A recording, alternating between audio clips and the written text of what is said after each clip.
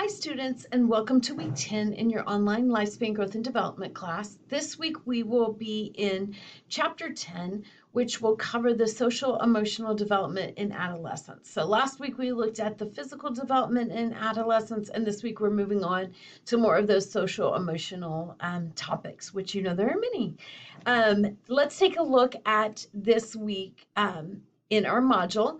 You will have a critical scholarly analysis. Don't let the name scare you. I'll come back and talk about that in a minute.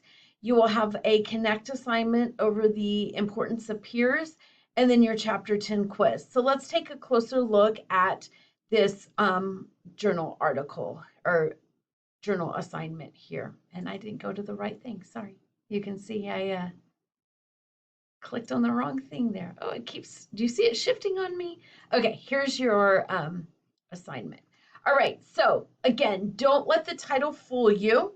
The title sounds way more serious than what this assignment is. What I want you to do is go into the SAC library and I want you to find a peer-reviewed article, and I simply want you to answer these 7 questions about it. So choose an article that is interesting to you. It can be over any topic that we've talked about up to this point in the semester, or that we will continue talking about the second part of the semester. So again, any stage of the lifespan, including prenatal development. Maybe there has been a topic that you're like, ooh, I want to learn more about.